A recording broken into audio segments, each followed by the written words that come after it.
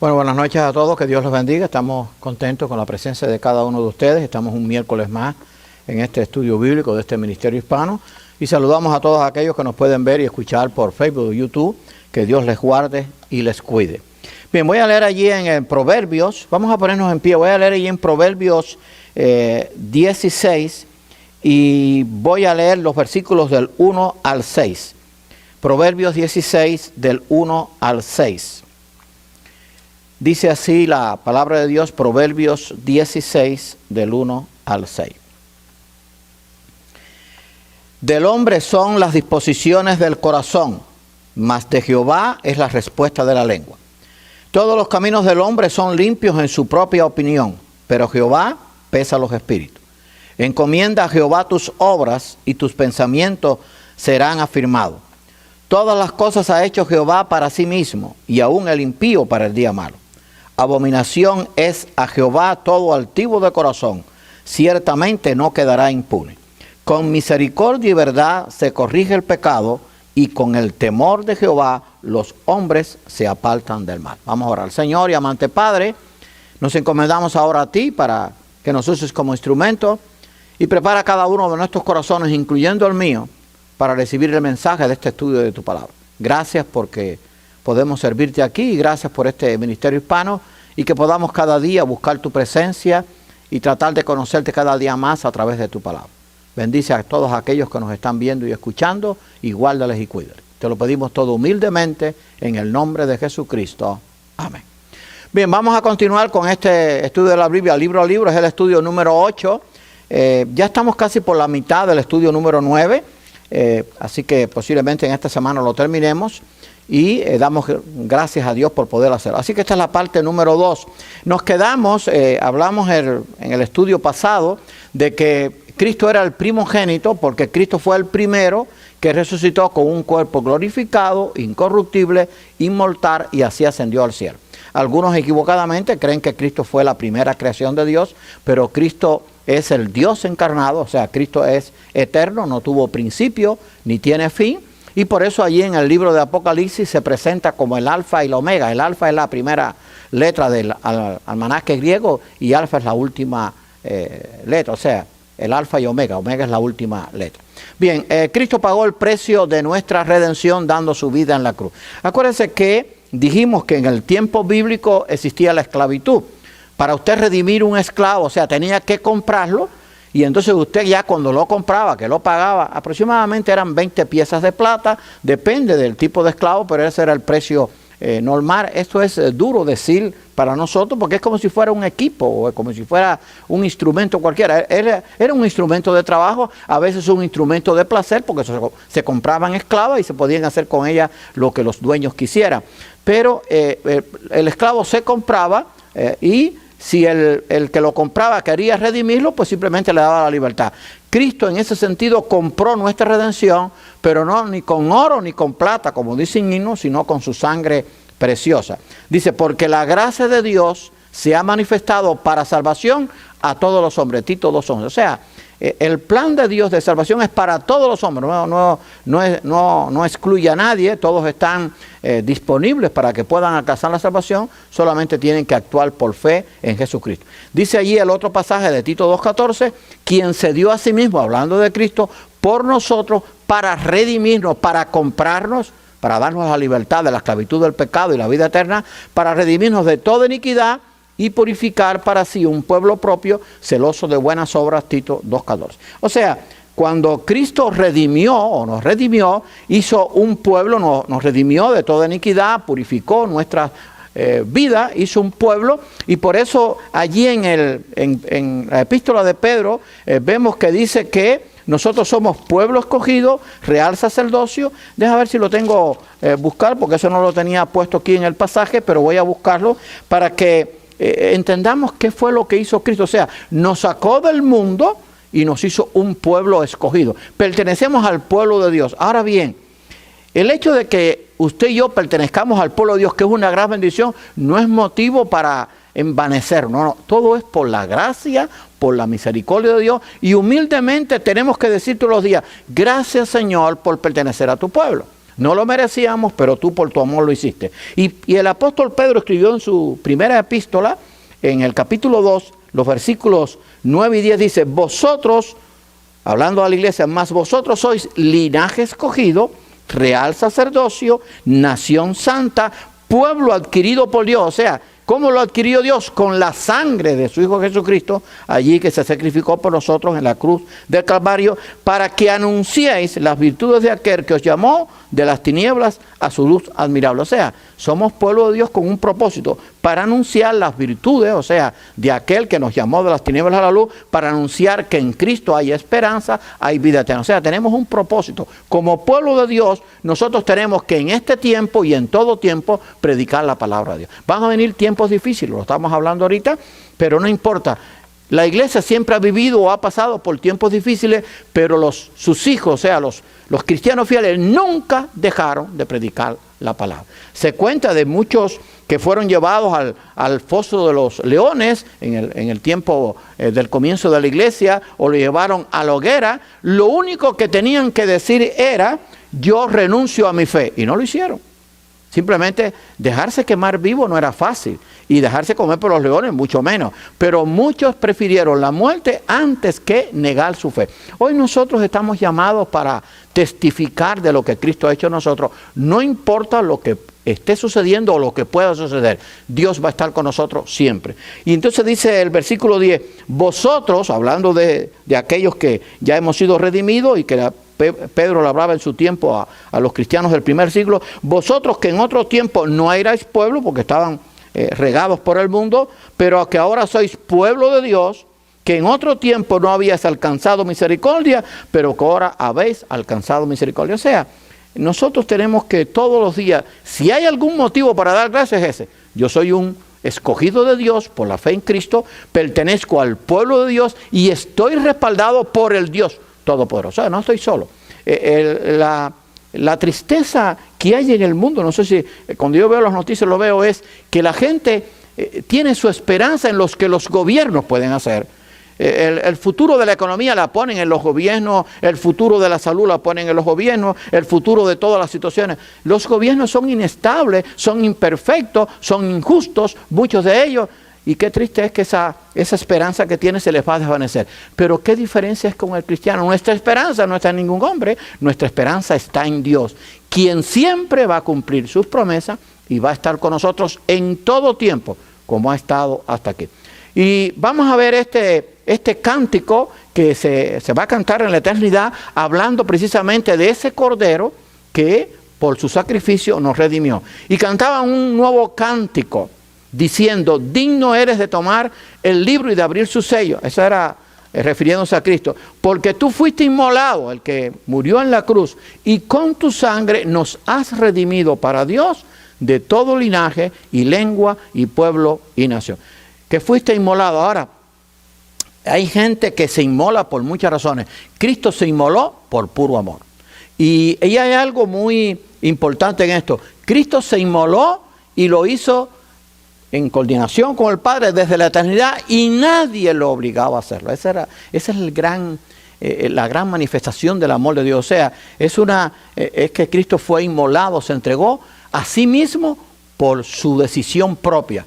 Y esto lo he dicho, a veces no entendemos eso. O sea, nadie podía obligarlo a Dios a hacer lo que hizo. Lo hizo todo por amor. Y dice que con su sangre nos ha redimido para Dios. Ahora fíjense cómo termina este versículo. De todo linaje, lengua, pueblo y nación. O sea, la salvación está al alcance de todos. No importa dónde la gente vive. No importa las costumbres que tenga. No importa los pecados que haya cometido. Si se arrepiente verdaderamente y cree en Cristo, es redimido. Punto. Ahora, el asunto es que tiene que arrepentirse. O sea, si no nos arrepentimos, dice que sin arrepentimiento no hay perdón de pecado. Ahora, vamos a ver la presencia de Dios en su pueblo. Acuérdense que, y yo doy gracias a Dios por estar, este estudio yo lo estoy haciendo más detallado, sí lo estoy haciendo nuevo en el sentido de que lo estoy haciendo, lo preparo y después lo hago en el PowerPoint y me está refrescando muchas cosas y estoy aprendiendo muchas cosas. Y acuérdense que yo dije, y esto me ha ayudado mucho en mi vida, cuando usted estudie la Biblia, cuando yo estudio la Biblia, cuando yo preparo el estudio, el conocimiento bíblico es bueno, pero no es lo mejor. Lo mejor es que yo aplique ese conocimiento a mi vida. Entonces, la presencia de Dios en su pueblo, en Israel, es la presencia de Dios que está en mí y que está en ti. Y está aquí a través del Espíritu Santo. Cuando una persona cree verdaderamente, ¿qué pasa? El Espíritu Santo viene a morar en ella, pero para siempre, no se va. O sea, si creyó verdaderamente, es sellado con el Espíritu Santo y la presencia de Dios está con nosotros continuamente. Y no solamente continuamente, eternamente. Déjame ver si puedo explicar esto. O sea, cuando una persona cree verdaderamente, la presencia de Dios nunca la va a perder el creyente, nunca. Porque cuando muere, que es una fracción de segundo, va a estar en la misma presencia de Dios por la eternidad. Fíjense qué bendición. Ahora vamos a ver este hecho histórico del pueblo de Israel, cómo la presencia de Dios estuvo con su pueblo, pero qué bueno es que yo puedo decir, gracias Señor, porque tu presencia ha estado conmigo desde que yo te conocí. Usted cuente su experiencia, ahora tráigala a la mente. Yo voy a contar la mía. Desde que yo conocí al Señor, la presencia de Dios ha estado conmigo. No importa si estoy solo, si estoy acompañado, no importa si estoy en un país o estoy en otro, no importa si la condición económica es un poco mejor o un poco más mala. Dios está conmigo. Así que el hecho de que Dios esté conmigo, eso me da ánimo para seguir adelante. Así que hay veces que quizás usted y yo nos levantamos quizás un poco tristes, preocupados, pero piense, Dios está consigo, con usted y Dios está conmigo. Entonces, por lo tanto, tengo que decir, Señor, gracias, porque cuento con tu ayuda, cuento con tu presencia. Vamos a ver que a veces el camino más corto no es el mejor. Vamos a aprender algunas cosas de estos hechos históricos, porque vamos a ver qué es lo que hizo Dios con su pueblo. Acuérdense que el pueblo había salido de Egipto, había salido de la esclavitud. Vamos a ver cómo se rebeló muchas veces el pueblo contra Dios y contra Moisés, pero los había sacado y acuérdense que eran cerca de 2 millones de personas. Miren, yo les voy a decir esto, yo sé, ahora uno entiende mejor, voy a decirlo así, uno ahora entiende mejor por qué Dios eligió a Moisés. Porque Moisés, aparte de que fue instruido en Egipto, tuvo toda la cultura egipcia, aprendió el idioma egipcio, aprendió la cultura egipcia, tenía un gran conocimiento, también aprendió a pelear, porque acuérdense que él aprendió a pelear allí también, aunque quizás eso no lo usó, pero aprendió a pelear allí con el faraón. Pero, ¿cómo se llama? Él dijo, Señor, gracias porque tú me escogiste, aunque al principio lo rechazó, porque no era fácil lidiar con cerca de 2 millones de personas. O sea, había de todo, había gente que se ofendía muy fácilmente, había gente que protestaba, había gente que murmuraba, lo vamos a ver, y cómo Dios los castigó, los disciplinó por esa rebeldía. Porque hermano, yo pienso esto, si a veces el pastor, estoy hablando de un pastor X, no estoy hablando de mí, un pastor X, no importa el tamaño de la iglesia puede ser de 500 miembros, la iglesia puede ser de 60 miembros, la iglesia puede ser de 20. Los mismos problemas, lo que pasa es que son menos, pero es lo mismo. Así que imagínense a Moisés lidiando con cerca de 2 millones de personas. Y entre esas 2 millones de personas había gente que no era del pueblo de Israel. Ahora, déjenme decirle algo. O sea, había gente que eran egipcios y de otras nacionalidades que habían sido llevados como esclavos allí a Egipto y después cuando el pueblo salió se fueron con ellos. Ahora, a veces los propios israelitas eran peor que quizás que los extranjeros. Porque el problema está del corazón. O sea, no importa si yo soy de una nacionalidad y usted es de otra. Lo que importa es qué hay en el corazón. Yo puedo servir bien a Dios, no importa de dónde vengo, si con tal de que yo busque la voluntad de Dios. Dice, y luego que Faraón dejó ir al pueblo, claro, y lo dejó ir porque todas aquellas plagas, incluyendo la última plaga que fue la de la muerte de los primogénitos, Dios no los llevó por el camino de la tierra de los filisteos que estaba cerca, fíjense. Ahora, si usted lee el pasaje, dice que Dios no lo llevó por allí, aunque ellos no lo entendían, porque los filisteos eran hombres guerreros, y entonces quizás si Él los llevaba por allí, Dios lo sabía, ellos se iban a desesperar, se iban a estar un poco más descontentos, iban a decir, Dios nos ha sacado para morir aquí. Entonces no lo llevó por la tierra más cerca, sino que le dio un rodeo. Mas hizo Dios que el pueblo rodease por el camino del desierto del Mar Rojo, y subieron los hijos de Israel de Egipto al mar. Eso está en Éxodo 13, 17 y 18. Así que Dios hizo que el pueblo rodease. Ustedes saben, cuando yo estaba en la escuela, yo creo que fue una escuela de comercio, quizás en la elementary también, cuando yo estaba en Cuba, la distancia más corta entre 2 puntos es la recta que los une. O sea, usted va a ir de aquí hasta allá, de aquí a allá, usted hace una línea, esa es la línea más corta. Bueno, eso no fue lo que hizo Dios. Dios le dio la huerta, le dio un rodeo. Y entonces acuérdense que ahí iban personas mayores, iban niños, y además Dios tenía que proveerles la comida, el agua y todo eso, pero Dios sabía lo que estaba haciendo. Así que vamos a ver que a veces el camino más corto no es el mejor, sino el que Dios elija. Vamos a ver lo que Dios dice en su palabra, porque así es como podemos ir aprendiendo el mensaje del estudio. Hay camino que al hombre le parece derecho, pero su fin es camino de muerte. Eso está en Proverbios 14:2. ¿Cuántas veces usted, yo estoy seguro que le ha pasado, no, esto es lo que yo tengo que hacer porque esto me va a salir bien, y le sale hecho un desastre? ¿Por qué? Porque usted lo decidió. Cuente con Dios primero. Oye, Señor, ¿tú crees que esto sea lo mejor? Ore. Y Dios de alguna manera le va a mostrar. No, pero hay veces que yo también lo he hecho y me ha pesado y he ido aprendiendo con el tiempo. No, yo voy por aquí. Sí, Señor, yo sé lo que tú me estás diciendo, pero es que yo entiendo que este es más derecho. Sí, pero ese no es el que te conviene, hijo. Entonces a veces lo hacemos. Bueno, por eso Dios le dio el rodeo, que era un poco molesto, causaba cansancio, pero hay veces que el camino que al hombre le parece derecho, su fin es camino de muerte. Dios sí sabe dónde comienza el camino y dónde termina. Usted y yo no. Miren, la vida nuestra, el camino de la vida comenzó cuando fuimos allí concebidos en el vientre. Y allí fuimos, pero nosotros no sabemos al final cómo va a ser, ni dónde va a ser, ni dónde va a estar. Miren, cuando yo me casé o cuando yo estaba en Cuba, yo nunca pensé, o sea, estoy hablando de mucho antes de que mi papá viajara, nunca pensé que yo viniera a Estados Unidos. Pero cuando vine a Estados Unidos nunca pensé que Dios me moviera a todos los lugares. Y tampoco después que viví en Miami unos 30 años, nunca pensé que yo viniera aquí a Lehigh. Ni me pasaba por la mente. Pero Dios sí lo sabía. Porque Dios tiene un plan y un propósito conmigo. O sea, Dios sabe mi vida desde que comenzó y cómo va a terminar. ¿Usted sabe cómo va a terminar su vida? No, ni yo tampoco, pero no se preocupe. Mi vida y su vida están en las manos de Dios. Y si confiamos en Dios y estamos tranquilos, va a ser de la mejor forma. Pase lo que pase y suceda lo que suceda, Dios siempre va a hacer lo mejor para nosotros. Eso fue lo que hizo con su pueblo, pero su pueblo no se lo agradeció. Nosotros tenemos que ser agradecidos. Moisés cumplió con la petición de José. Vamos a ver qué aprendemos aquí. Ustedes saben que José, que estuvo ya en Egipto y que llegó a ser el segundo después de Faraón, cuando él murió le dijo al pueblo antes de morir, oye, mis huesos que no se queden aquí. Pero ahora vaya a traer algo a colación. ¿No se recuerdan que de las veces que se rebeló el pueblo, dice, oye, no nos fuera mejor morir en Egipto que estar aquí en el desierto? Fíjense la diferencia con José. José dice, mis huesos no lo dejen aquí, porque ese no era su tierra. Él quería estar en la tierra que Dios había prometido ya a Abraham. Así que el corazón de José estaba en llegar a la tierra que Dios le había prometido a Abraham. Ahora, acuérdense de esto. La tierra que Dios le había prometido a Abraham, que era la tierra de Canaán, era la tierra terrenal. Pero acuérdense que también Dios le había dado a entender a Abraham, se le había manifestado que había una tierra superior, que era la tierra gloriosa. Ese era el pensamiento que tenía José. No dejes mis huesos aquí, llévatelos conmigo. ¿Los huesos tenían alguna importancia? No.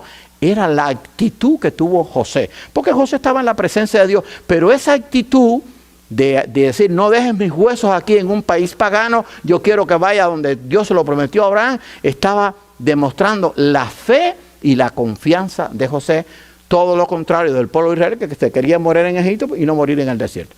Tomó también consigo Moisés los huesos de José, tal como José había pedido, lo pudo hacer Moisés, el cual había juramentado a los hijos de Israel diciendo, Dios ciertamente os va a visitar y haréis subir mis huesos de aquí con vosotros. Éxodo 13:19. O sea, acuérdense que José fue un hombre de Dios, tuvo revelaciones que eran sueños que tenían que ver con profecías que se cumplieron al pie de la letra, y Dios les reveló a José que Dios iba a visitar el pueblo, porque el pueblo iba a pasar por la esclavitud, y él dijo, yo quiero que suban mis huesos aquí con ustedes. Era un simbolismo. Yo quiero que mi presencia esté con ustedes. José estaba disfrutando ya de la presencia de Dios, claro, en el alma, pero era la actitud del corazón de José, y además esta enseñanza serviría para los hijos de Israel que ansiaban morir en Egipto a pesar de que Egipto no era su tierra. Lo más importante es la presencia de Dios. O sea, ustedes saben que usted y yo tenemos cosas importantes. Yo no voy a decir las mías, no porque no quiera decirlas, sino porque ahora no viene a colación, ni usted me va a decir las mías. Pero siempre en la vida tenemos cosas importantes. Puede ser el trabajo, puede ser la familia, puede ser alguna posesión que tengamos, puede ser lo que sea. Ahora, lo más importante y por encima de todo es la presencia de Dios. O sea, que yo pueda decir, yo cuento con la presencia de Dios en todo tiempo, en todo momento y las 24 horas, punto. Porque cuando estoy durmiendo, Dios no se mueve del lado mío. Aunque Dios está en todo lugar porque Dios es omnipresente. O sea, usted puede estar completamente seguro que usted está dormido. Dios, acuérdese que no duerme, porque Dios es un ser perfecto, es un ser infinito, todopoderoso, omnisapiente, omnipresente. Ahora, Dios siempre me está cuidando, su presencia está conmigo en todo momento. Acuérdense que en la eternidad, una de las cosas que no vamos a hacer es dormir, si no, léalo después, o sea, allí no habrá noche y vamos a tener una presencia constante con Dios y Dios va a estar con nosotros. Pero lo más importante para el creyente es la presencia de Dios. Quizás Israel no había entendido esto bien, pero este pasaje nos lo va a enseñar. Y Jehová iba acuérdense que ellos habían salido, tenían que atravesar el desierto, pero eran una multitud muy grande. Yo no sé si ustedes han visto, yo no he estado en el desierto nunca, pero sí he visto documentales. Y ahora tengo la bendición de poder ver documentales allí en la televisión, que se ven a veces en 4K, en 4K de eso, se ven lindísimos. Y usted cuando está en el desierto, ¿por dónde usted coge? Cuando usted está en el medio del desierto, ¿cómo usted se guía para irse? ¿Usted se va a perder, hijo? Igual que está en el medio del mar, si no tienes una brújula te vas a perder o alguien que te rescate. Bueno, acuérdense que esta gente iban por el desierto. Llegaba un momento en que ellos miraban, ¿y quién les iba a guiar? Dios les guió. Increíble, claro, era un milagro de Dios, era el poder de Dios. Y Jehová iba delante de ellos, dice qué bendición, de día en una columna, o sea, el sol rajaba las piedras porque eran en el desierto, pero la columna que les daba sombra les guiaba. O sea, veían la columna de nube para guiarlos por el camino. Y de noche, una columna de fuego para alumbrar. Ahora, fíjense qué bendición y qué perfección le dio. De día no podía ser una columna de fuego porque se confundiría con el sol. Era una columna de nube que lo guiaba porque ellos podían ver la columna de nube. Pero a su vez la columna de nube les guardaba del calor, porque les daba sombra. Ahora, de noche era una columna de fuego, no solamente para alumbrarles, sino para darles calor. Ustedes saben, yo sé que lo saben, yo también lo sé, y uno lo ha estudiado, en el desierto por el día la temperatura puede llegar a 80, 90, 100, 120 grados, y por la noche baja a 40, 50, porque hay un frío tremendo. Ese es el contraste del desierto. Entonces Dios los guiaba por el día para que no se perdiera, les daba la sombra para que se refrescara, y por la noche les daba la columna de fuego, no solamente para guiarles, sino también para darles calor. Y sin embargo ellos no apreciaron esto. Nunca, escucha bien, nunca se apartó de delante del pueblo la columna de nube, ni de día ni de noche. La columna de fuego iba con ellos. Eso está en Éxodo 13, 21 y 22. Y ahora uno dice, bueno, ¿y cómo es posible que Israel, que vio todo esto, después se rebeló contra Dios? Oye, esto demuestra el amor de Dios, el cuidado de Dios. O sea, nunca Dios los dejó solos. La columna iba por el día, la columna de nube, y por la noche la columna de fuego, y Dios siempre los guió. Y aparte de que los guió, los proveyó. Les dio las codornices en 2 veces, le daba el maná todos los días, le daba el agua en medio del desierto. La nube de gloria se conocía como Shekinah, que viene de una palabra hebrea que significa habitar. Dios habita entre sus hijos. Lo vamos a ver ahora. Ahí está en Levítico 26, 11 y 12. Y Cristo la prometió a sus discípulos, Mateo 28, 18 y 20. O sea, esta nube de gloria la conocían los hebreos como Shekinah, que quiere decir que Dios está presente, o sea, que Dios habita con ellos. Dios habitaba en medio de su pueblo y Dios habita en medio nuestro. El ángel de Jehová, dice un salmo, el ángel de Jehová acampa alrededor de los que le temen y los defiende.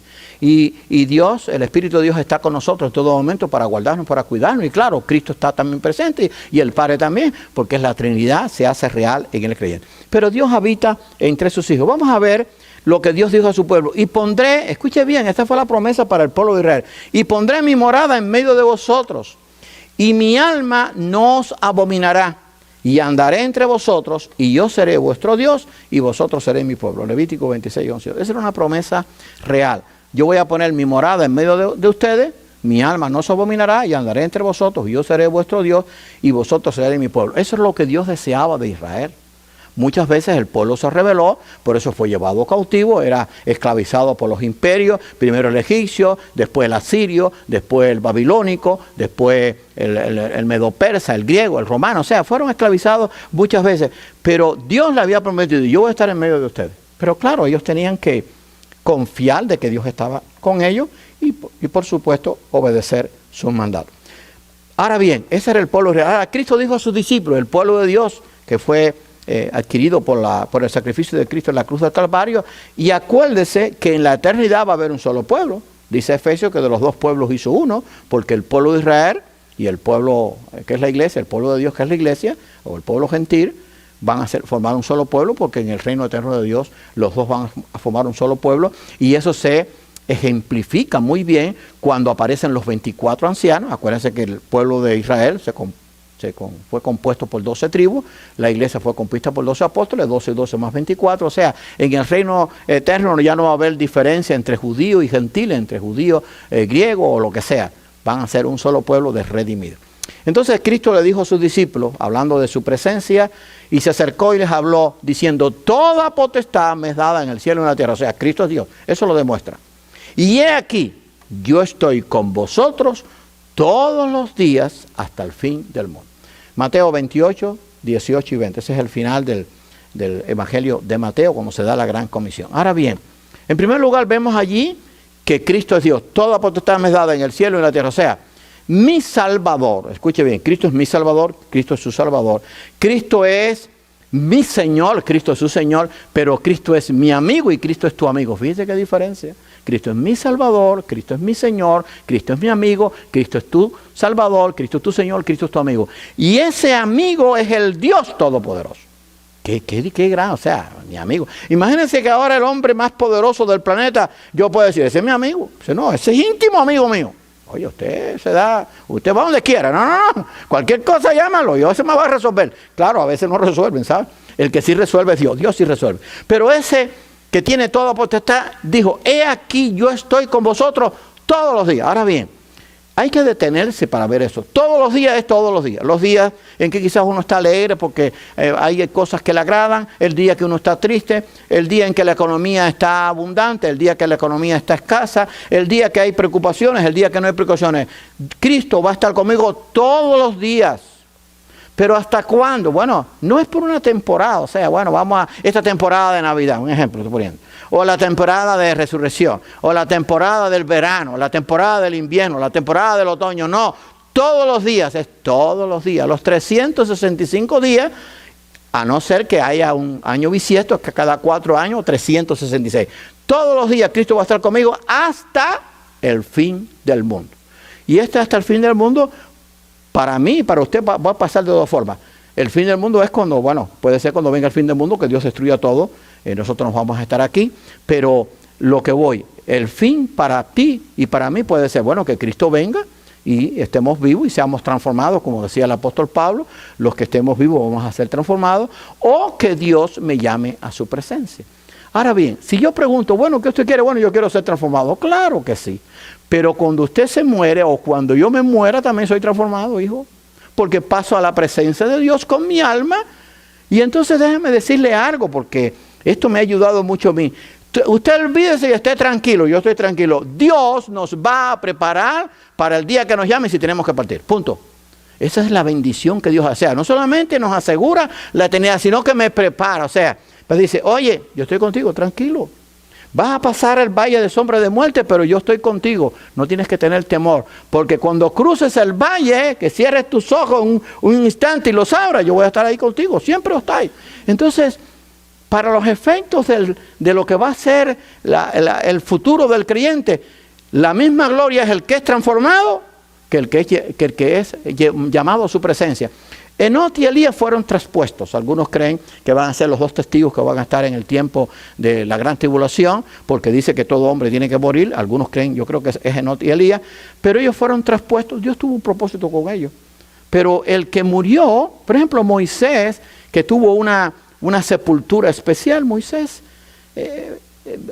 vivió hasta el último día de su vida con la presencia de Dios y no le faltó, porque lo que él dejó de respirar, o vamos a decirlo así, es una fracción de segundo. Entonces, hermano, qué bueno es saber que Dios está conmigo todos los días hasta el fin del mundo.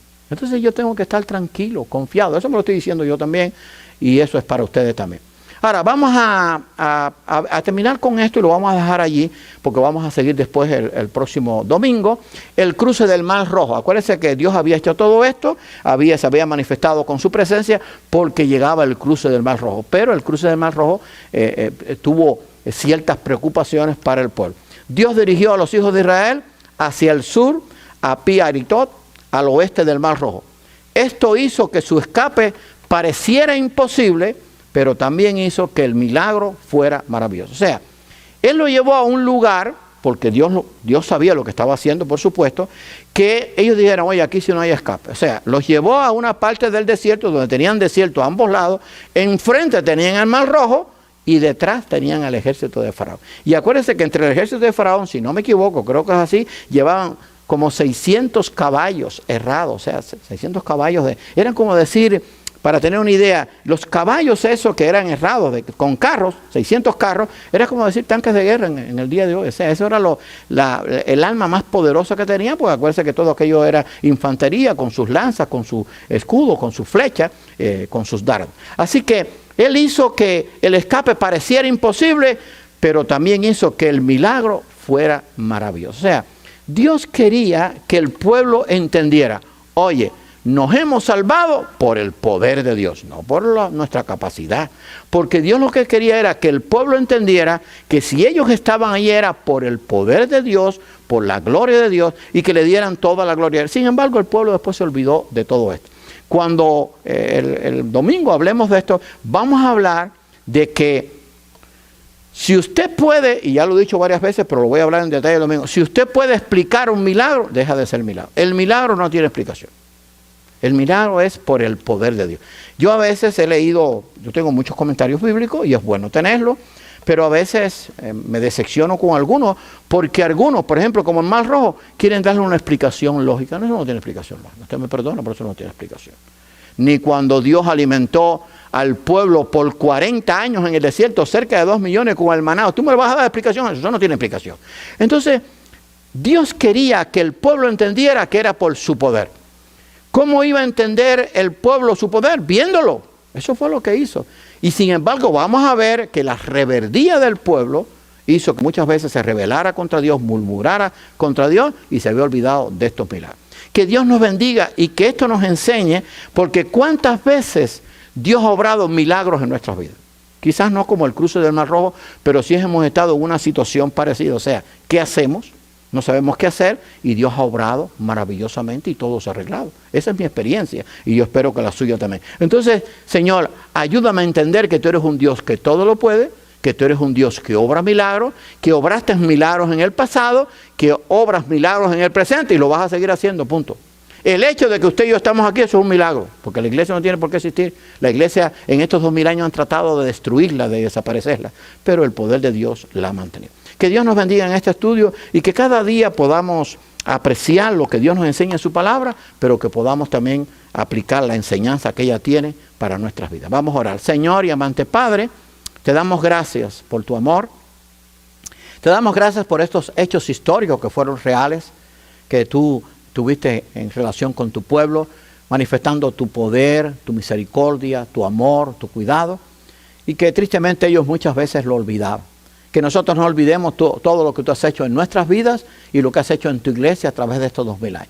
Ayúdanos a estar tranquilos sabiendo que tú vas a estar con nosotros todos los días hasta el fin del mundo. Gracias por tu amor, gracias por tu misericordia y gracias por tu cuidado. Perdona nuestros pecados, Señor, y ayúdanos para que podamos vivir cada día como luz del mundo y como sal de la tierra. Bueno, que Dios nos bendiga.